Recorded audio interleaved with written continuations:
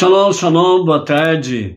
Hoje nós estamos no dia 29 de Iyar, 5.783. Estamos no dia 20 de maio de 2023.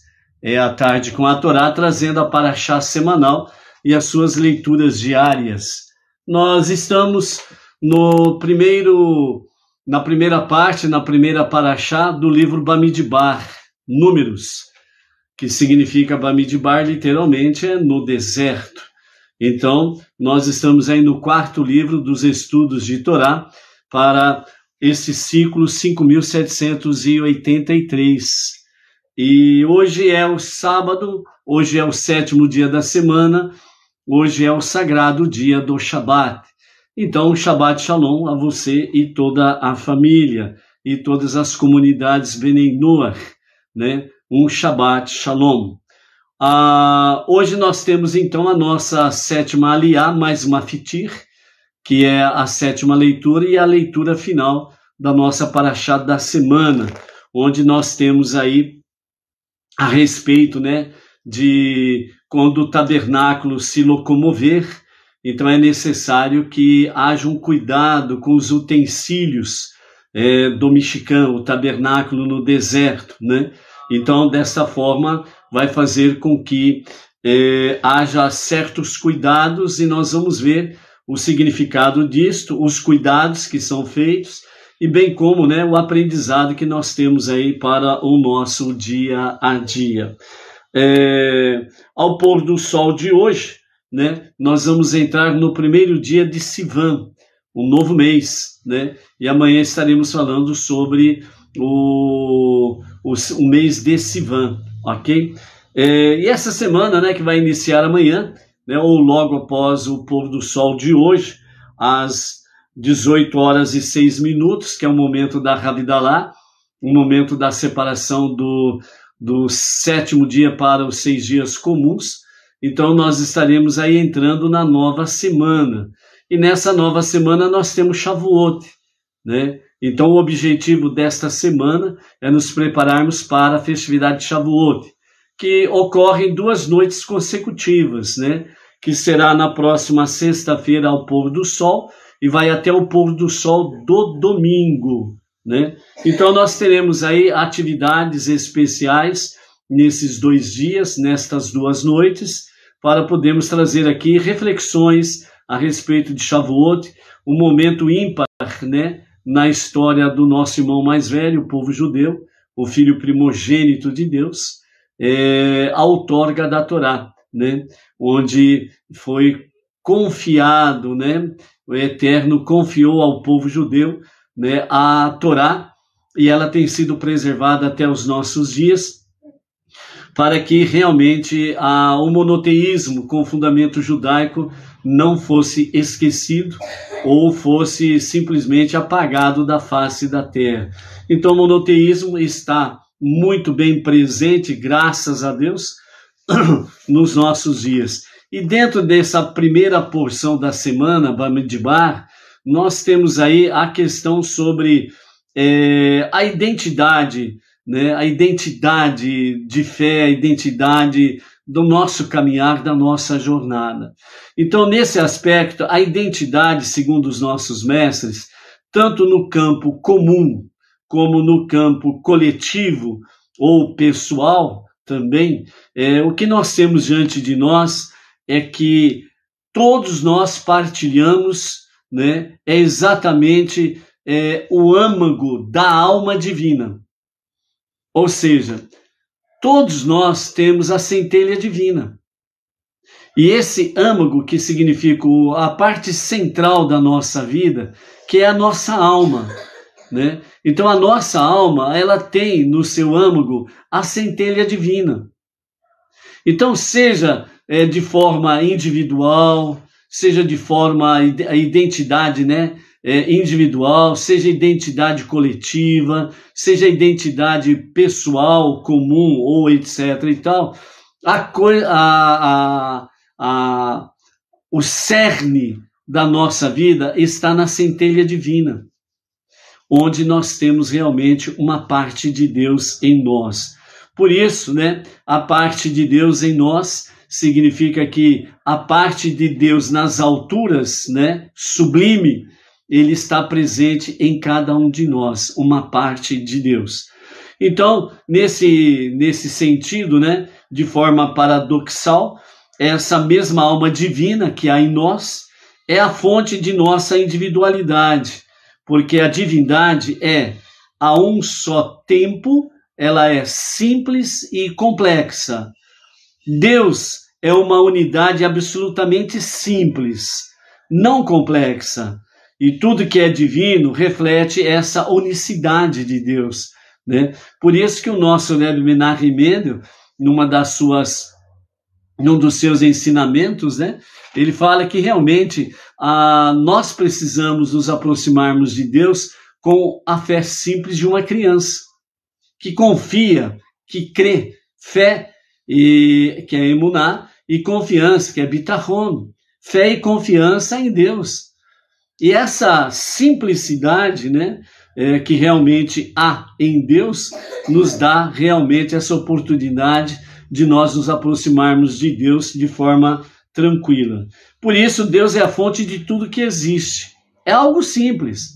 É uma questão de você simplesmente reconhecer. Deus é a fonte de tudo. Sem Deus, nada existiria, né? Por isso que tem essa famosa expressão, né?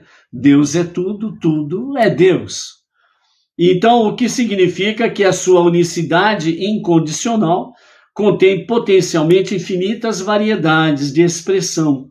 Cada alma divina é tanto expressão da simplicidade absoluta da divindade, como faceta única do potencial de Deus de expressar-se. Então, é do agrado e foi do agrado de Deus ele realmente manifestar-se, expressar-se em nós. Isso é do agrado de Deus. Essa foi a vontade dele. Então você é uma expressão de Deus. Você é um receptáculo da presença divina. E Deus assim quis. E vejam bem que a nossa geração é uma geração muito fraca, espiritualmente falando, né? Mas é nesta geração, como diz o nosso Rebbe Menachem Mendel, né? É nessa geração que Mashiach há de se revelar a qualquer momento, e a qualquer momento mesmo. Amém, vê, amém. Então é importante nós termos esta visão, né, de Bamidbar, no deserto, né? Um momento difícil, um momento em que tem o pecado do bezerro de ouro, né? A dimensão espiritual do povo judeu caiu muito por causa do bezerro de ouro, né? Mas Deus foi da vontade dele, do agrado dele, não retirar a sua presença divina, né?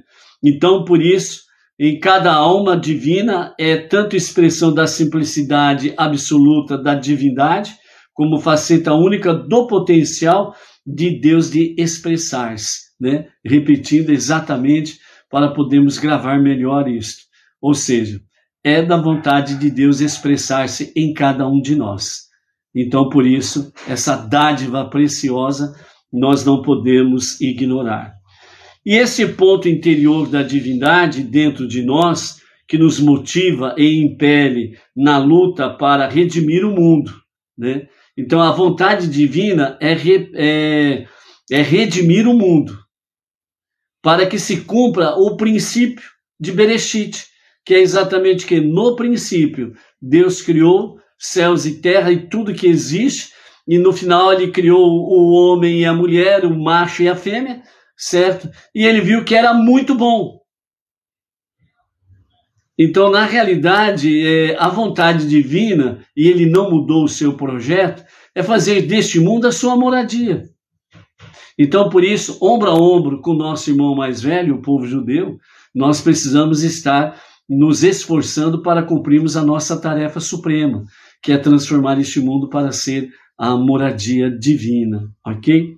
Então, nesse sentido, que nos impele, então, a redimir o mundo, assim que nos sintonizamos com nossa ligação profunda com Deus, nada é capaz de opor-se à nossa dedicação ao desafio né, deste livro de Bamidbar, no deserto, empreender uma viagem perigosa, mas promissora, através do deserto ímpio, transformando, por fim, na terra prometida. Ou seja, esse é o nosso deserto.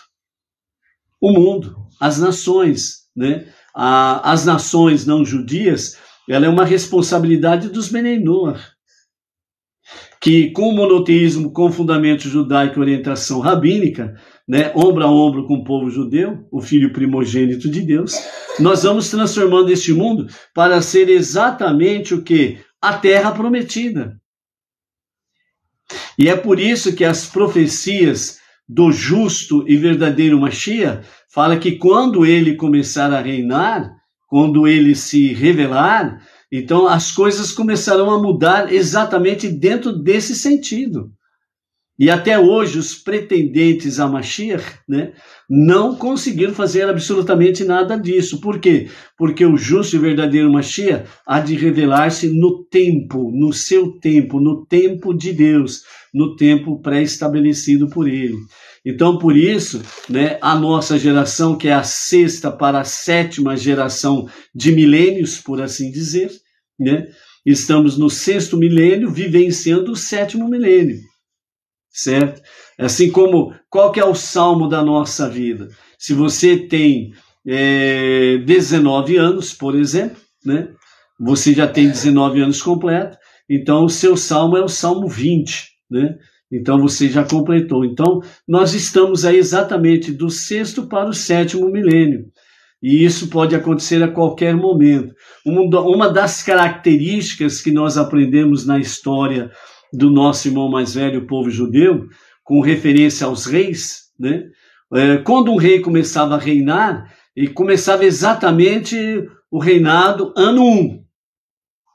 Não importava qual dia, qual mês do ano que se encontravam. Então começava exatamente ali, ano 1 do rei David, etc, etc e etc. Então Mashiach, o justo Mashiach, o rei dos reis, ele se revelará. E a partir do momento que ele se revela, começa o 7º milênio, literalmente falando. Porque ele é um rei. Entendeu? E como nós estamos nessa transição do 6º milênio para o 7º milênio, então Mashiach há de se revelar a qualquer momento mesmo. Amém, amém. Então, por isso, o nosso trabalho precisa estar focado nisso. Transformar este deserto, que é esse mundo tenebroso, realmente na terra prometida. E nós não podemos, de forma alguma, retroceder na nossa tarefa suprema. É importante nós estarmos vivenciando realmente esta realidade.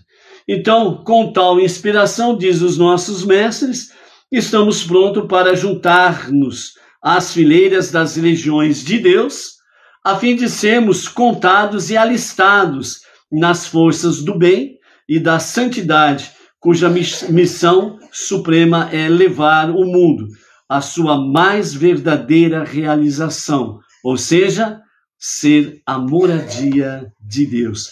Por isso, né, vamos realmente nos juntarmos a esta legião cada dia mais e estarmos aí transformando este mundo para ser a moradia de Deus. Baruch Hashem. Vamos para a contagem do Homer. Hoje nós estamos na 7ª semana da contagem do Homer e estamos no 2º dia. Então a contagem do Homer hoje se faz assim. Hoje é o dia 44, ou seja, 6 semanas e 2 dias do Homer. Vamos lá? Hoje é o dia 44, ou seja, 6 semanas e 2 dias do Homer. E assim juntos vamos contando o Homer e vamos curando as nossas emoções e vamos refinando a nossa personalidade para que em tudo seja o nosso Deus exaltado através das nossas vidas. E permanecendo nas fileiras, nas legiões divinas, vamos transformando este mundo para ser a moradia de Deus. Hoje nós estamos em Gevurah Shebe Marhut, ou seja, disciplina na nobreza. Então, para a nossa reflexão sobre disciplina na nobreza, o nosso rabino Simon Jacobson diz assim: examine a disciplina de sua soberania e liderança. Embora a soberania seja amorosa, necessita ser equilibrada com disciplina. A liderança efetiva, ela é construída sobre a autoridade e a disciplina. Há um outro fator de disciplina na soberania: determinar a área sobre a qual você tem competência e autoridade. Para as nossas reflexões, as perguntas são: eu reconheço quando sou uma autoridade? Eu exerço autoridade em situações não justificadas? Estou consciente de minhas limitações, assim como de minhas forças? Eu respeito a autoridade dos outros? Dignidade também requer disciplina. Uma pessoa digna precisa manter um certo grau de reserva, né? Então, disciplina na nobreza é estar nos portando de forma simples, humilde, né? E dentro da nobreza fazermos tudo aquilo que venha beneficiar o nosso próximo, que é o objetivo realmente do nosso exercício, né, de assistência, de amor fraterno, em qualquer área ou nível, né, que aquela pessoa precisa. O exercício do dia é: antes de tomar uma posição de autoridade em qualquer assunto, pare e reflita se você tem o direito e a habilidade para exercer autoridade nessa situação específica. O exercício do dia aqui, como está falando de disciplina na nobreza, para que haja nobreza precisa ter disciplina. E para que haja nobreza tendo disciplina, isso significa que você tem que manter um bom porte, o respeito ao próximo, respeitar a autoestima do próximo. Não é você simplesmente exercer, entre aspas, uma autoridade autoritária. O que eu penso é o certo, é o correto, ponto final. Mas e o outro que pensa diferente? Problema dele. Ele que se dane. Isso não é disciplina na nobreza. Isso é falta de educação mesmo. Isso é realmente ser uma pessoa sem educação. Então, se nós estamos na contagem do homem e uma das características é curar as nossas emoções, nós temos que estar dentro desse refinamento pessoal. Então, disciplina na nobreza é saber respeitar o próximo. A sua autoridade, ela precisa ser nobre. Se ela for autoridade autoritária, pronto, você saiu do objetivo divino. Então, dentro desse objetivo, está exatamente sobre a questão de você refletir se você tem direito e a habilidade para exercer a autoridade em uma certa situação específica. Então, uma delas é respeitar a opinião alheia. Não respeitar a opinião alheia está faltando disciplina. Automaticamente vai faltar nobreza. Aí vem palavras, né, ofensivas, de cunho pessoal, né? Aí vem palavras aí que vai ficar ofendendo o próximo. Aí entra numa discussão desnecessária e infrutífera. E não leva absolutamente a nada. Ok? Baruch Hashem.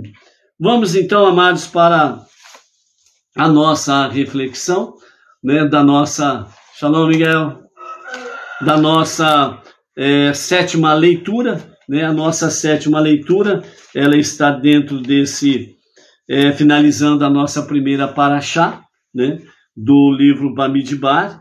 Nós estamos no capítulo 4, versos 1 a 16, a sétima leitura, mais Mafitir, a leitura final, que vai do versículo 17 até o versículo 20.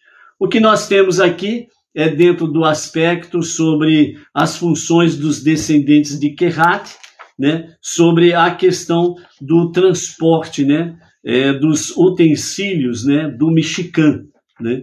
Então, vamos ver aqui algumas coisas dentro desse aspecto e também uma palavra de ensinamento do nosso Rebbe Menachem Mendel, né, prática para o nosso dia a dia. Então, as funções dos descendentes de Kehat, né, capítulo 4, a partir do verso 1, Deus falou a Moshe e a Aharon, dizendo: nomeie os descendentes de Kehat, que estão aptos para o trabalho de carregar dos outros levitas, verificando a linhagem familiar seguindo a casa paterna. Escolha somente aqueles dos 30 a 50 anos de idade, todos que estejam aptos a participar do serviço de carregar para trabalhar na tenda da reunião. E o seguinte é o serviço dos descendentes de Kehat na tenda da reunião, o Santo dos Santos. Quando o acampamento estiver para viajar, Aharão e os seus filhos virão e retirarão e a partição, usando-a para cobrir a arca do testemunho. Eles colocarão uma cobertura de pele de tarraxe sobre ela e por cima dela estenderão uma vestimenta de pura lã turquesa. Eles então colocarão suas barras de transporte no lugar para transportar a Aron HaKodesh, ok? A arca do testemunho ou a arca sagrada. E aí depois nós temos as questões sobre a arca, a mesa, a menorá, o altar de ouro, os utensílios do incenso e o altar de cobre, que nós vamos falar daqui a pouquinho. Mas vamos refletir um pouco nos ensinamentos dos nossos mestres do Hassidismo, o que eles nos falam sobre essa questão aqui do acampamento quando está para viajar, né? E a tenda da reunião, o Santo dos Santos, né? Aharon e os seus filhos vão até lá exatamente para cobrir os utensílios, né? Então, os nossos mestres do Hassidismo, eles dizem assim: as 3 coberturas da arca representam as 3 coberturas que podem envolver a alma durante sua jornada neste mundo, né? É a participação, o corpo, né? E a bolsa, né? Da cobertura que vem sobre a Aron HaKodesh, a arca do testemunho ou a arca sagrada. Então, sobre a partição, que era a entrada para o Santo dos Santos, representa o corpo. Então, o nosso corpo representa exatamente a entrada, né? Aquela cortina de divisa entre o Santo dos Santos e o lugar dos santos, onde os Kohanim permaneciam, e o Santo dos Santos, somente o Kohen Gadol ali adentrava. Então, representa o corpo, pois o corpo, ele é santo, né? Como diz o próprio Tânia lá no capítulo 49. A necessidade do corpo estar envolvido em assuntos físicos não é contrária à espiritualidade da pessoa. Então, nós estarmos envolvidos nas questões seculares do mundo não é contrária à espiritualidade. É isso que os nossos mestres do Hassidismo estão dizendo. O nosso corpo físico, ele precisa desta capa de separação entre o lugar comum e o Santo dos Santos, né? Então, exatamente o nosso envolvimento com as coisas seculares, nós precisamos elevar, né, a santidade divina. Então, o nosso contato com o mundo exterior, o nosso contato com as coisas materiais, financeiras, tudo que envolve o mundo físico em si, com a sua materialidade, nós precisamos aprender a elevar, né? E não submergirmos de uma forma que nem uma vaca louca, entendeu? Perde a cabeça, perde tudo.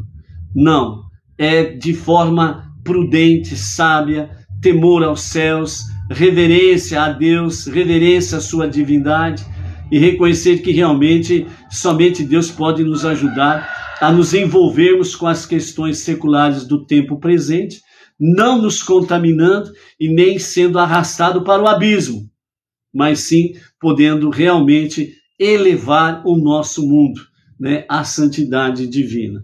A segunda questão é, o corpo ele é infuso com uma alma animal que deseja se opor à alma divina. Mesmo assim, é uma alma animal judaica, ou, né, que está no nosso interior como Benei Noah, que foi feita sob medida para trabalhar junto com a alma divina. Então, a nossa alma animal e a nossa alma divina é para trabalharem juntos. Só que a alma animal, ela está muito conectada com esse mundo secular, o mundo físico, e a alma animal quer arrastar, né, realmente a nossa alma divina para o abismo, porque é peculiar, é uma característica da alma animal, a alma selvagem. Então, por isso que a alma animal se opõe à alma divina, né? E a alma divina, ela precisa ser cada vez mais fortalecida na nossa vida, no nosso dia a dia, para que nós possamos trazer a alma animal realmente para, junto com a alma divina, servir a Hashem. E aí as boas qualidades da alma animal é que vão ser usadas realmente para o serviço divino, né? Entre outras características da alma animal, boas características, é a coragem, a ousadia, né? a determinação de alcançar os seus objetivos e ir até as últimas consequências. Então a nossa alma divina, ela precisa desse potencial da alma animal. Mas nós precisamos fortalecer a alma divina para que ela possa dominar a alma animal, trazer a alma animal para junto dela e juntas estarem servindo a Hashem, ok? Então é essa questão sob medida, né? Esta ideia é representada pela vestimenta de lã que foi feita sob medida para cada utensílio, né? Uma boa cobertura, uma proteção, né? Realmente para a nossa vida. A terceira questão que está aqui é a bolsa de pele de Tahash. Porém, não foi especificamente dedicada à arca, representando os desejos externos da pessoa que resultaram de sua vivência com a cultura secular, né? Então, o nosso contato com o mundo externo, ela automaticamente traz um fortalecimento para a alma animal. E nesse sentido, os desejos externos são muito fortes. Por isso que nós temos uma luta diária para vencer estes desejos externos. E o que isso significa? Por exemplo, eu sei que vai fortalecer a minha alma divina fazer preces diárias. Mas a minha alma animal não quer isto. Então ela procura de todas as formas arrumar, entre aspas, né, desculpas para que eu não faça as preces diárias, fortalecendo a alma divina. É a preguiça, é o sono, é a canseira, é o frio, ora é um calor. Então a alma animal sempre vai procurando jeitinhos para poder realmente desanimar a alma divina a buscar realmente uma força na espiritualidade. Então, por isso, é uma luta diária e nós precisamos estar realmente dispostos a lutar nesse sentido aí para vencermos o desejo, entre aspas, né, preguiçoso da nossa alma animal, ok?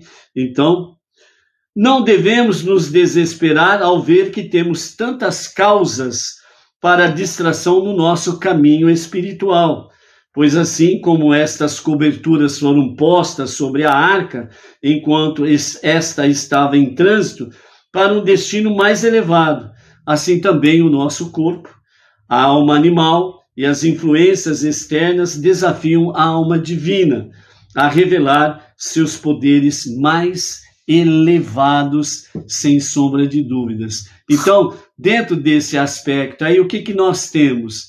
Nós temos que é uma luta constante do nosso corpo e alma animal contra a alma divina. Porque o nosso corpo físico, como já diz, físico, ele está muito forte, muito conectado exatamente com a materialidade, o mundo físico. Então as coisas seculares do mundão, por assim dizer, né, são muito fortes em nossa alma animal e no nosso corpo. Então a preguiça, agora não, deixa para depois, estudar a Torá agora, não. Então é a alma animal e o corpo procurando o quê? Sombra e água fresca, procurando ficar aí de uma certa forma preguiçoso, né? Para as coisas espirituais. Mas quando se fala sobre as questões dentro do aspecto material, físico, né?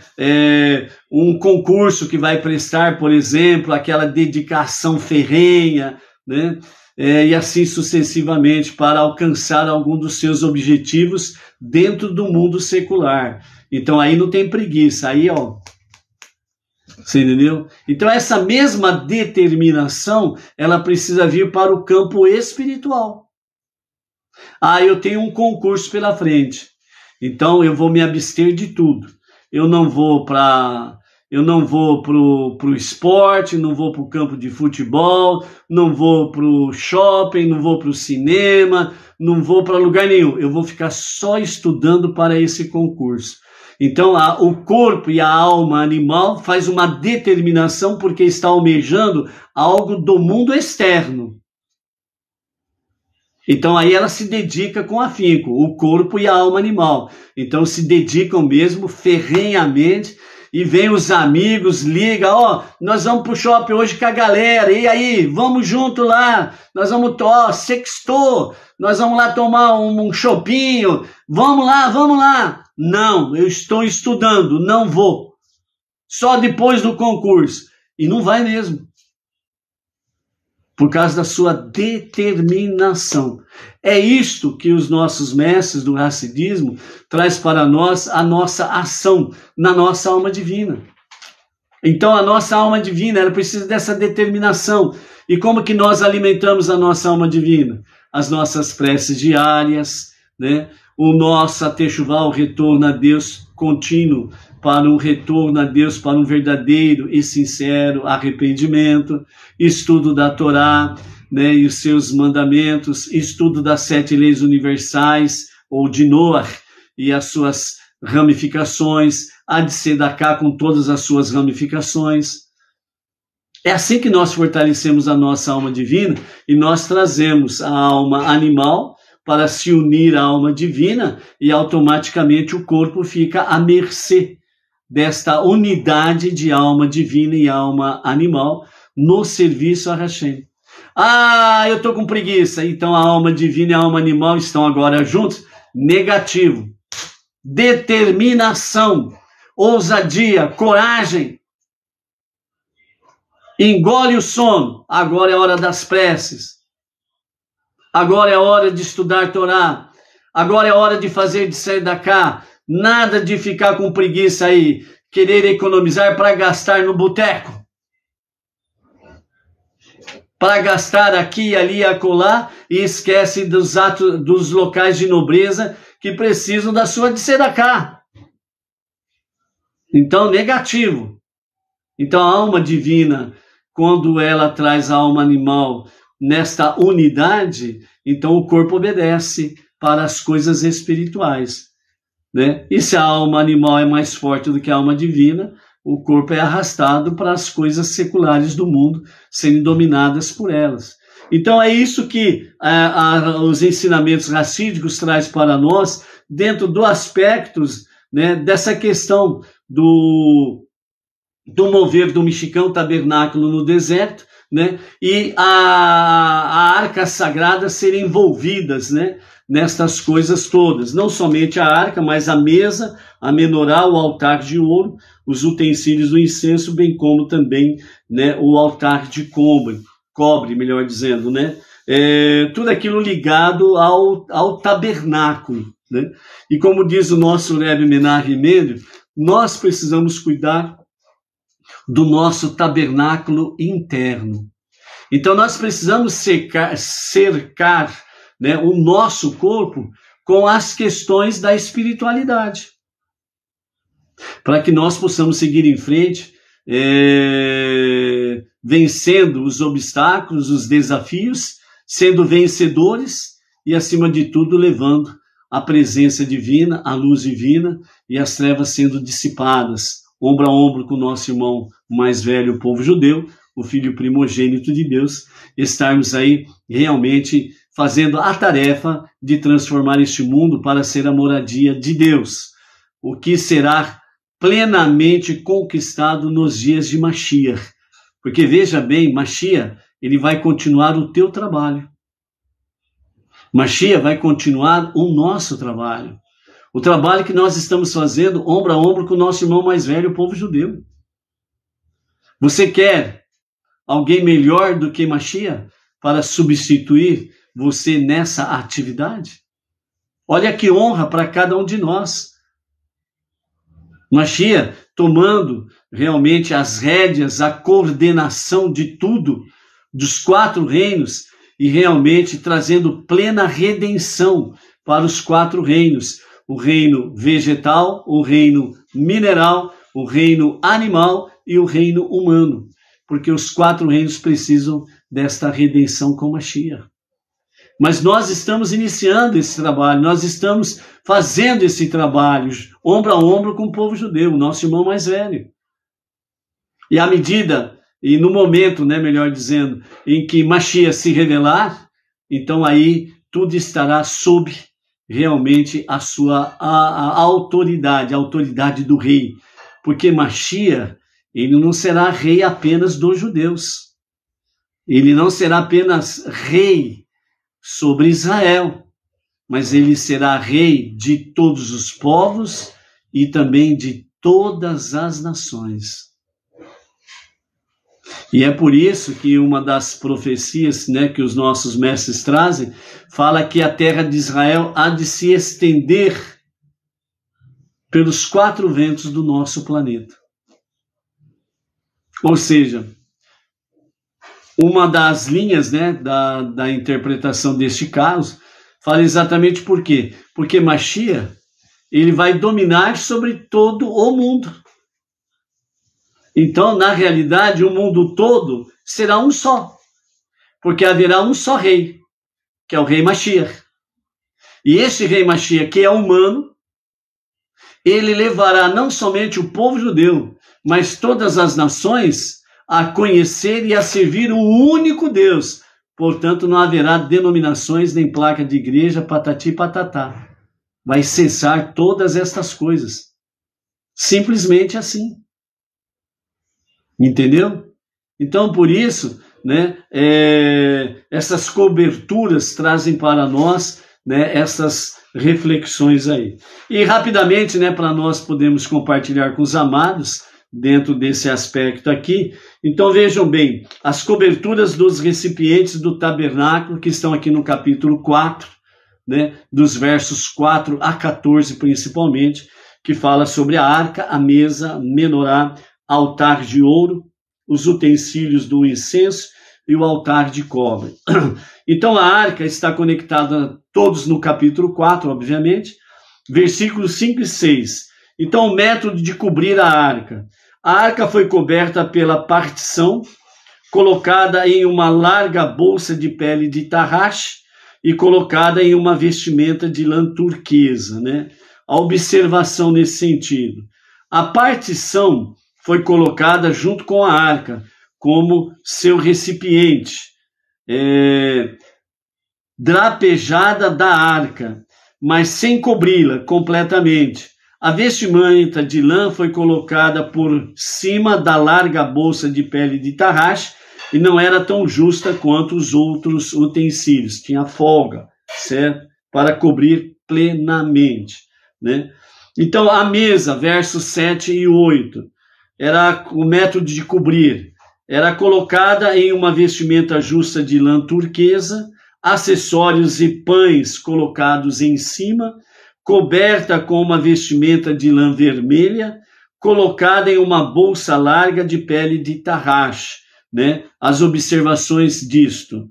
Os utensílios e o pão tinham um nível de santidade menor do que a própria mesa, e assim eram compartimentados separadamente.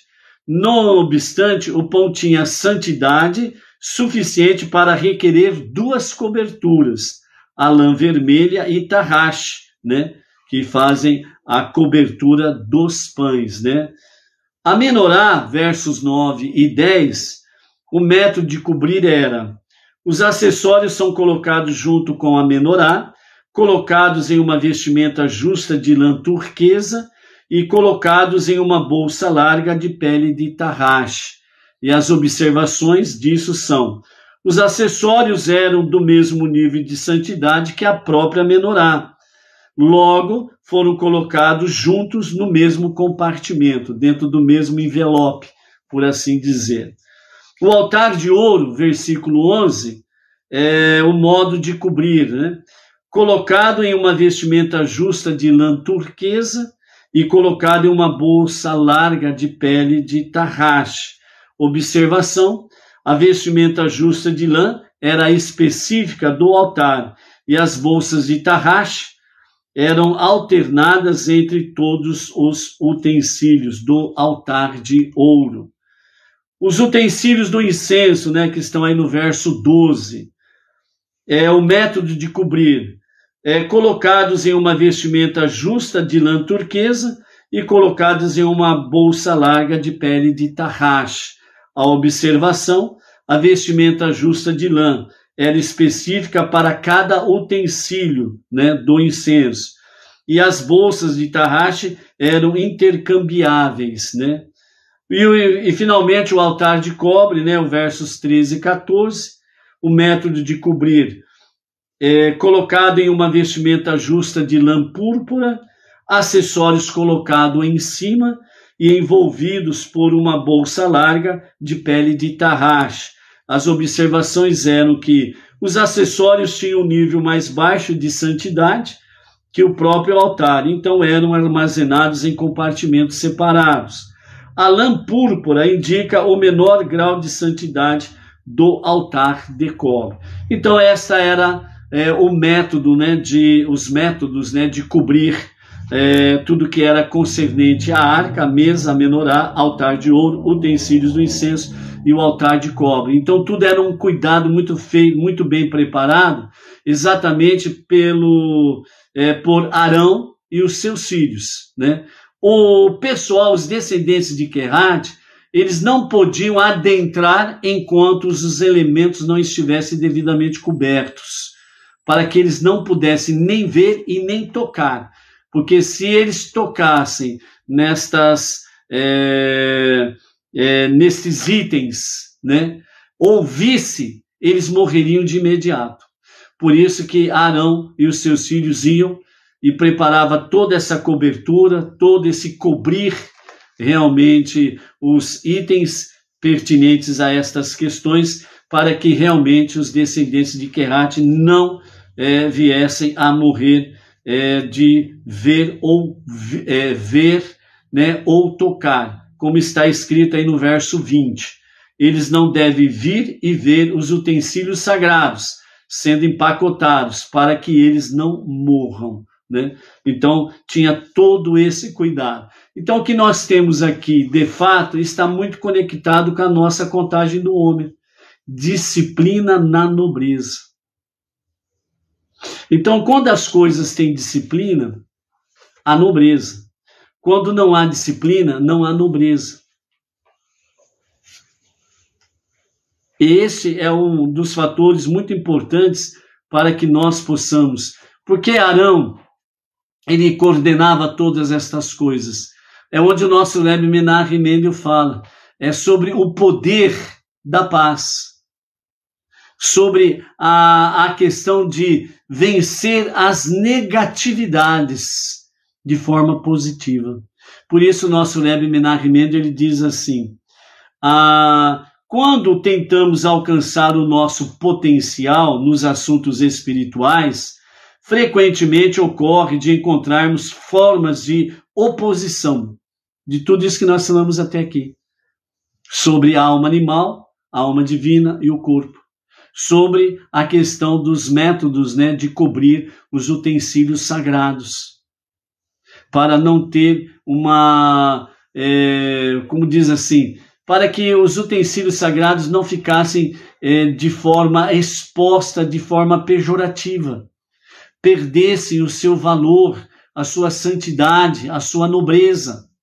Então a disciplina em tudo isso de fazer e coordenar nos seus mínimos detalhes era trazer disciplina na nobreza, porque todos os utensílios devidamente empacotados, envelopados, etc. e tal, sem deixar margem à vista de nada para o transporte até a nova localização onde o tabernáculo seria colocado novamente em pé.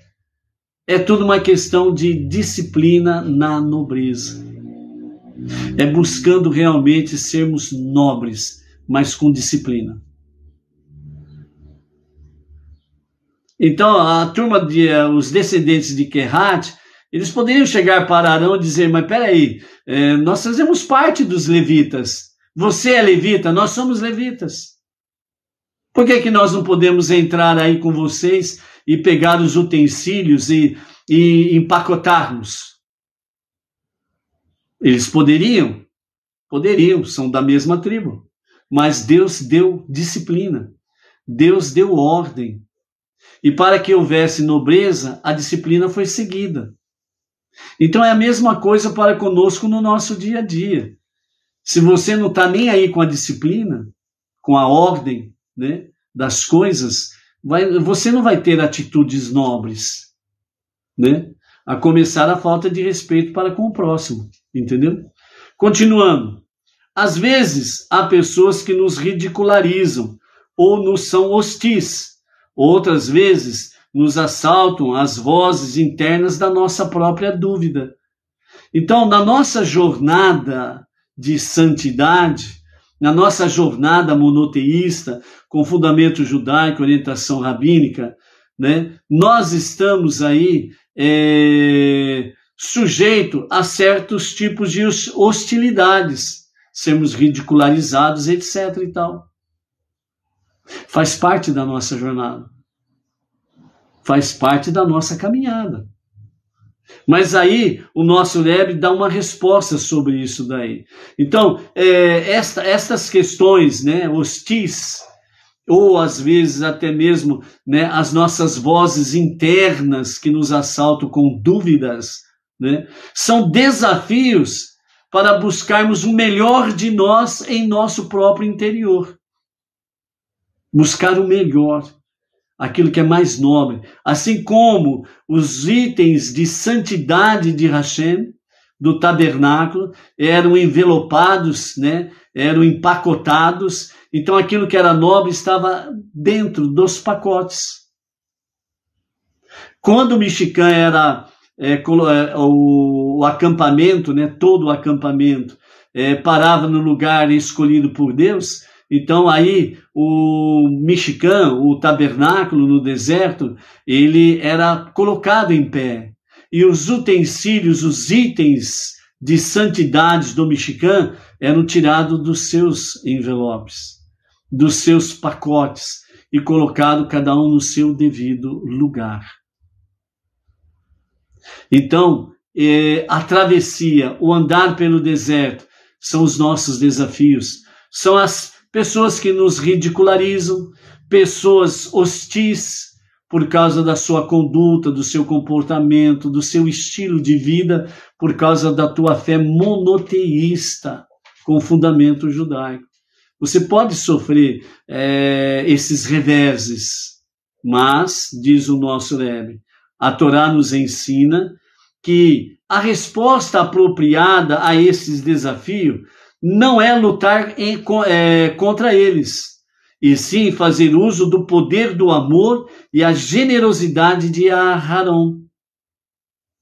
Por isso que Aharon, ele estava encabeçando tudo aquilo que era concernente às santidades para serem devidamente empacotados.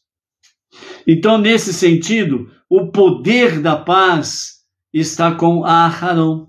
Por quê? porque qualquer um que não fosse eles visse ou tocasse em qualquer utensílio seriam mortos. E isso significa que haveria reveses dentro do próprio povo. Então, Aharon, ele sempre buscou o quê? A paz e o amor entre os seus. E é por isso que fala do poder da paz de Aharon, a sua generosidade e o seu amor, o qual o nosso Rebbe Menachem Mendel chama de o poder do amor, o poder da generosidade, o poder da paz. E isso está em nós. Nós podemos alcançar, nós podemos almejar isto.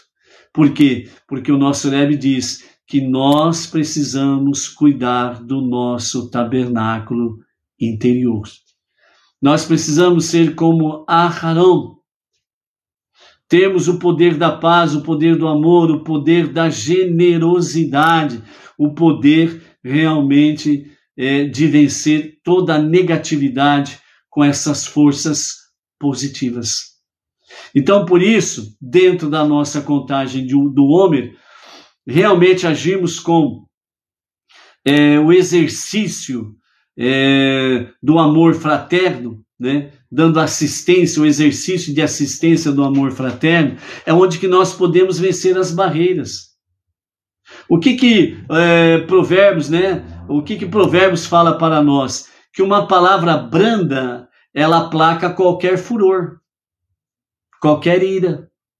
Mas uma palavra estúpida, uma palavra provocante, uma palavra sem educação, ela vai gerar atritos, guerras entre pessoas, entre famílias, entre familiares, entre cidades, estados, países e companhia limitada.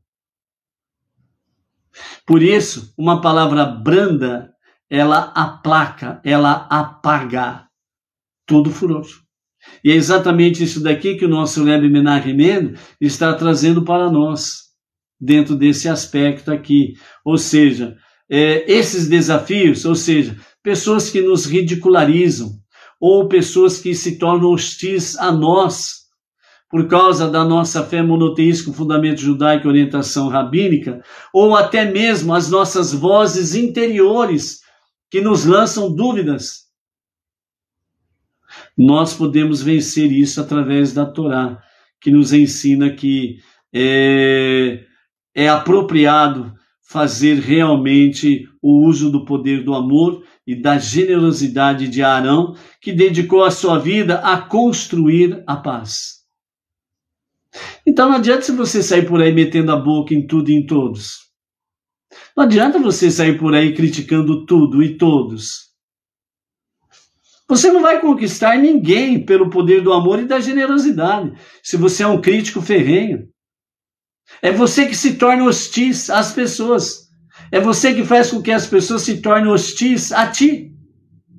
Porque você é um provocador de conflitos e não um provocador da paz. Entendeu? Então essa é a questão. Como que você vai conquistar alguém usando o desamor, por assim dizer? Como que você vai conquistar alguém usando a ira? Palavras bruscas, estúpidas. Como que você vai conquistar alguém? E é por isso que o nosso Rebbe Menachem Mendel fala para fazermos uso do poder do amor e a generosidade de Aharon, que dedicou sua vida a construir a paz. Assim como Aharon fazia, também o nosso amor e generosidade neutralizarão a negatividade, ou até chegarão a eliminá-la por completo. E transformar um adversário em um aliado é a mais completa e efetiva das vitórias possíveis. Como que você quer conquistar vitória sendo uma pessoa brusca, repugnante, por causa das suas palavras e das suas atitudes? Como que você vai conquistar a pessoa?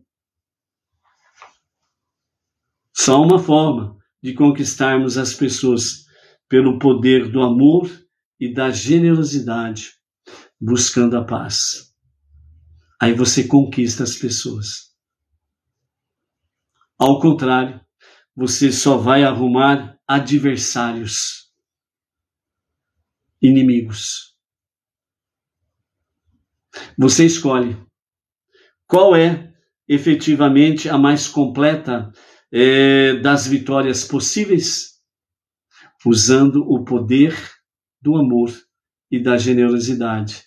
Aqui há grandes proporções de poder adquirir efetivamente uma vitória de forma substancial, que é exatamente o quê? De você conquistar um amigo, um irmão,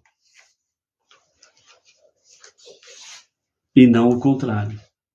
Então você escolhe qual é a tua jornada nessa história aí, ok? Baruch Hashem. Então, amados, né? Às 18h06 é o momento da separação do 7º dia para os 6 dias comuns, e pela graça de Hashem, ao pôr do sol de hoje, nós estaremos entrando no primeiro dia do novo mês, Sivan, e amanhã, pela graça bendita de Hashem, vamos trazer o que o nosso Rabi Yitzhak Ginsburg fala sobre o mês de Sivan, né? E também o conhecimento judaico, aquilo que nos fala sobre o mês de Sivan, e é uma semana para Shavuot, onde vamos nos dedicar de fato para Shavuot, né? E vamos estar aí compartilhando durante a semana as atividades especiais que teremos aí de sexta para sábado, sábado durante o dia e de sábado para domingo, né? As 2 noites e os 2 dias de Shavuot, né? O que nós estaremos realizando aí nesses 2 dias aí. Lembrando que toda a festividade, melhor dizendo, de Shavuot, né? Todos os comeretes, né? São à base de leite, né? A Torá também é comparada ao leite, né? Onde é o alimento básico para toda criança, para o seu fortalecimento saudável e para o seu crescimento. Então a Torá é o nosso leite saudável para o nosso crescimento, para o nosso desenvolvimento de forma realmente madura, né? Temos uma boa e ótima estrutura, como esta que nós acabamos de ouvir no dia de hoje. Ok? Então, a todos vocês, Baruch atah Adonai Eloheinu melech haolam, sherakoni riab divarot. Cafezinho da Dona Edna, aqui, ó, tá do lado aqui, ó. Né? Então, saúde, né? Um shalom, shavatov a você e toda a família, com muitas bênçãos de Hashem, uma semana preciosa, com muitas vitórias para a outorga da Torá. Saúde! Shalom, shalom, shavatov.